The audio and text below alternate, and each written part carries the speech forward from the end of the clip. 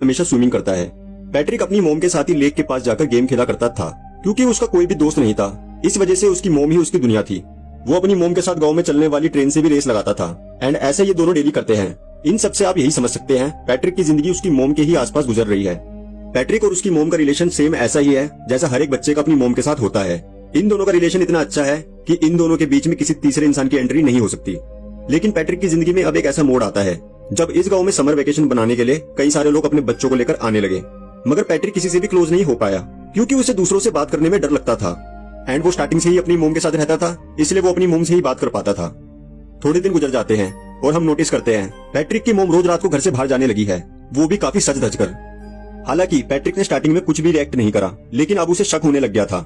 हर शाम को उसकी मोम को एक कॉल आता और वो पैट्रिक को घर पे अकेला छोड़कर चली जाती। पैट्रिक उनका काफी देर तक इंतजार करता था। कभी उसकी मोम घर पर लेट आती तो कभी कभी उसकी मोम घर पर नहीं आती थी, जिस वजह से पैट्रिक घर में अकेला ही रहता था। मगर इतना लेट आने के बाद भी पैट्रिक की मोम उसके साथ टाइम स्पेंड जरूर करती थी। अब धीरे धीरे उसकी मोम ने उसके साथ टाइम स्पेंड करना बंद कर दिया था।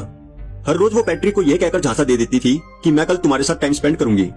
इस वजह से पैट्रिक काफी परेशान रहने लग गया था, क्योंकि उसके कोई भी फ्रेंड्स नहीं थे, तो वो टाइम किसके साथ स्पेंड करता। नेक्स्ट सीन में हम देखते हैं पैट्रिक के पड़ोस में कोई नई लड़की आई है। दरअसल ये लड़की यहाँ पर समर वेकेशन एंजॉय करने के लिए आई थी।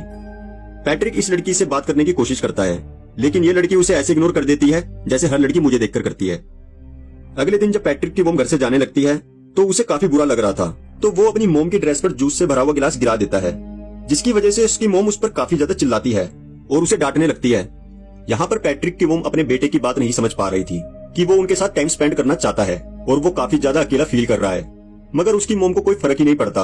वो अपनी ड्रेस चेंज करती है और अपने बॉयफ्रेंड से मिलने के लिए चली जाती है। अब पैट्रिक अपनी मोम का पीछा करने लगता है ताकि उसे मालूम हो जाए आखिरकार उसकी मोम जाती भी है तो कहाँ पर। थोड़ी देर में उसे मालूम हो गया था उसकी मोम हर रोज अपने बॉयफ्रेंड से मिलने के लिए आती है। ये सब देखकर पैट्रिक का दिल टूट गया था। तभी उसे रास्ते में एक हिरन का बच्चा दिखाई देता है। देखकर ऐसा लग रहा है हिरन की माँ ने भी अपने बच्चे को अकेला छोड़ दिया है। ये सीन हमें डायरेक्टर ने इसलिए दिखाया है जैसे पैट्रिक की मोम और इस हिरन की माँ ने अपने बच्चे को अकेला छोड़ दिया है, उसी हिसाब से अगर हमारे जीवन में हमारी मोम ना हो तो हम भी इस जिंदगी में अकेले हो जाते हैं। इस हिरन के बच्चे को देखकर उसे काफी ज्यादा मोटिवेशन मिलती है, तो वो अगले दिन नए फ्रेंड्स बनाने के लिए तैयार हो गया था। वो अपने पड़ोस में आई हुई लड़की माइका से बात करने लगता है और थोड़ी देर बात करने के बाद वो दोनों दोस्त बन गए थे। माइका उसे बताती है उसके पेरेंट्स का डिवोर्स हो गया है, इस वजह से वो अकेला फील करती है। इसके बाद पैट्रिक जो भी एंजॉय अपनी मोम के साथ करा करता था अब वो माइका के साथ करने लग गया था। माइका के साथ ऐसा करने से उसे मजा आने लग गया था और उसका अकेलापन भी दूर हो गया था। नेक्स्ट डे पैट्रिक के घर पर एक लेडी आती है एंड ये लेडी और कोई नहीं है बल्कि उस इंसान की वाइफ है जिसका चक्कर पैट्रिक की मोम के साथ चल रहा है। दरअसल ये लेडी पैट्रिक के घर पर उसकी मोम से बात करने के लिए आई थी ताकि वो पैट्रिक की मोम को समझा सके कि वो उसके पति का पीछा छोड़ दे और उसके पति की जिंदगी से चली जाए। लेकिन उसकी मोम घर पर नहीं थी तो वो रोने लग जाती है। उस लेडी को रोता हुआ देखकर पैट्रिक उन्हें पानी भी पिलाता है। पैट्रिक का ऐसा केयरिंग बिहेवियर देखकर उस लेडी को थोड़ा अच्छा लगता है। उसी शाम पैट्रिक के फादर का कॉल उसके पास आता है और उस कॉल को देखकर पैट्रिक की मोम घबरा जाती है कि कहीं पैट्रिक उनके अफेयर की बात अपने फादर को न बता दे। तो वो पैट्रिक को हड़काती है कि अगर तुमने मेरे बॉयफ्रेंड की बात अपने पापा को बताई तो मुझसे बुरा कोई नहीं होगा। और अपनी मोम की ये बात सुनकर पैट्रिक घबरा जाता है, तो वो अपने फादर को कोई भी बात नहीं बताता। ऐसा करके पैट्रिक को लग रहा था अब उसकी मोम उसके साथ ज्यादा टाइम स्पेंड करेगी, लेकिन अब उसकी मोम की लाइफ में कोई और आ गया था। इस वजह से पैट्रिक की मोम की लाइफ में उसकी इंपॉर्टेंस खत्म हो गई थी एंड पैट्रिक के होने या ना होने से उन्हें कोई फर्क नहीं पड़ता। नेक्स्ट डे पैट्रिक घर का मेन डोर लॉक कर देता है ताकि उसकी मोम अपने बॉयफ्रेंड से मिलने के लिए ना जा पाए, लेकिन उसकी मोम उससे लड़ झगड़ कर अपने बॉयफ्रेंड से मिलने के लिए चली जाती है। अपनी मोम की इन हरकतों से पैट्रिक काफी ज्यादा अकेला फील करता था, लेकिन जब भी वो माइका के साथ होता तो उसका अकेलापन अपने आप दूर हो जाता था। इस वजह से पैट्रिक ने माइका के साथ रहना शुरू कर दिया था, लेकिन उसकी ये खुशी ज्यादा दिनों तक नहीं रह पाती क्योंकि माइका को यहाँ पर उसकी उम्र से बड़ा लड़का परेशान करता था एंड देखकर ऐसा लग रहा है माइका इस लड़के से काफी ज्यादा डरती है। इस लड़के के सामने पैट्रिक बिल्कुल बच्चा जैसा लग रहा था, तो वो माइका को उस लड़के से नहीं बचा पाता। अब ये लड़का माइका को बोलता है अगर तुम दोबारा मुझे इस लड़के के साथ दिखाई दी तो मैं तुम दोनों को बहुत मारूंगा। उसी रात को जब पैट्रिक अपनी मोम का पीछा कर रहा होता है तो वो देखता है माइका और वही बड़ा लड़का जो आज माइका को परेशान कर रहा था, ये दोनों किस कर रहे हैं। माइका को ऐसा करता हुआ देखकर उसका दिल अंदर से बिल्कुल टूट जाता है क्योंकि उसे एहसास हो गया था अब दोबारा से उसकी जिंदगी अकेले गुजरेगी, जिसकी वजह से उसने मायूस रहना शुरू कर दिया था। अब बस एकमात्र उसकी मोम ही उसका सहारा थी, लेकिन उसकी मोम घर पर लेट आती थी तो वो पैट्रिक के साथ टाइम न स्पेंड करके सो जाया करती थी। अगले दिन पैट्रिक माइका से मिलता है और उससे पूछता है क्या उस लड़के ने तुम्हारे साथ जबरदस्ती की है।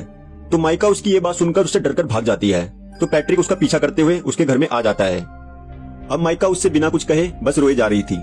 माइका को रोता हुआ देखकर पैट्रिक को लग रहा था उस बड़े लड़के ने माइका के साथ कुछ जबरदस्ती की है, तो वो भागकर उसी बड़े लड़के से लड़ने के लिए चला जाता है। लेकिन वो बड़ा लड़का पैट्रिक का मोर बनाकर उसे बहुत ज्यादा मारता है।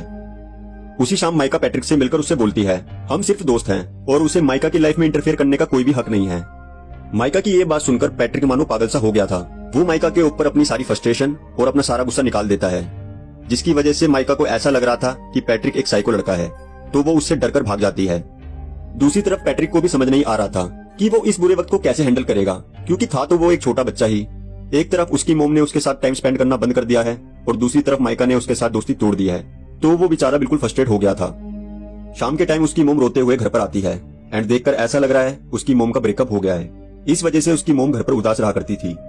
लेकिन अपनी मोम की ये उदासी देखकर पैट्रिक को काफी ज्यादा अच्छा लग रहा था, क्योंकि उसकी मोम घर पर ही रहती थी, तो वो उनके साथ टाइम स्पेंड कर पा रहा था। एक दिन उसके डैड घर पर वापस आ जाते हैं एंड पैट्रिक अपने डैड को देखकर काफी ज्यादा खुश हो गया था, क्योंकि थोड़े दिन पहले उसके फादर ने उसे कॉल करके बोला था जब भी मैं घर पर वापसी आऊंगा तो मैं तुम्हारे साथ समर वेकेशन एंजॉय करूंगा। अब हम देखते हैं पैट्रिक अपने मोम डैड के साथ काफी ज्यादा एंजॉय कर रहा है एंड पैट्रिक को भी रियलाइज हो गया था कि अब उसका अकेलापन बिल्कुल दूर हो जाएगा, क्योंकि उसकी लाइफ में उसके मोम डैड दोबारा वापस आ गए हैं।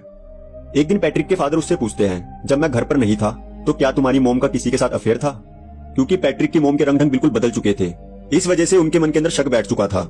लेकिन पैट्रिक अपनी मोम की बातों को याद करते हुए अपने फादर से झूठ बोल देता है, क्योंकि वो अपने मोम और डैड का रिश्ता खराब नहीं करना चाहता था। मगर पैट्रिक का ये झूठ ज्यादा दिनों तक नहीं चल पाता।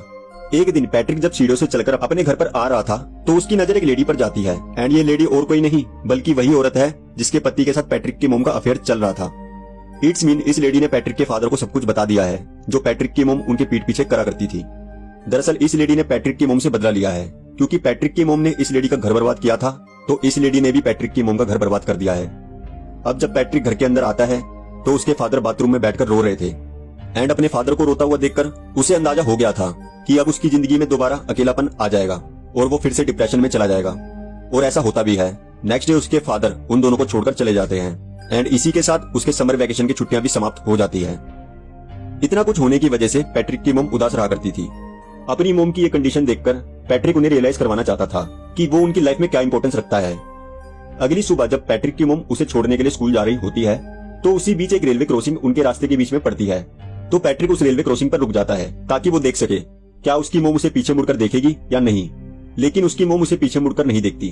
तभी अचानक काफी तेज की ट्रेन का हॉर्न बजता है, तो उसकी मोम पीछे पलटकर देखती है एंड पैट्रिक को रेलवे क्रॉसिंग पर खड़ा हुआ देखकर उसकी मोम काफी ज्यादा डर जाती है, क्योंकि ट्रेन काफी तेजी से पैट्रिक की तरफ आ रही थी। तो उन्हें ऐसा लग रहा था वो अपने इकलौते बच्चे को खो देगी। लेकिन ट्रेन के आने से पहले ही पैट्रिक उस रेलवे क्रॉसिंग से नीचे उतर जाता है और बच जाता है। दरअसल पैट्रिक ने यहाँ पर ऐसा इसलिए करा ताकि उसकी मोम को उसकी अहमियत पता चल पाए कि वो अपनी मोम के लिए कितना इंपॉर्टेंट है। इस इंसिडेंट की वजह से पैट्रिक की मोम को भी एहसास हो गया था कि उन्होंने पैट्रिक के साथ कितना गलत किया है। पैट्रिक तो बस उनसे प्यार पाना चाहता था। अब पैट्रिक की मोम उसके साथ टाइम स्पेंड करा करेगी और उससे बहुत ज्यादा प्यार करेगी।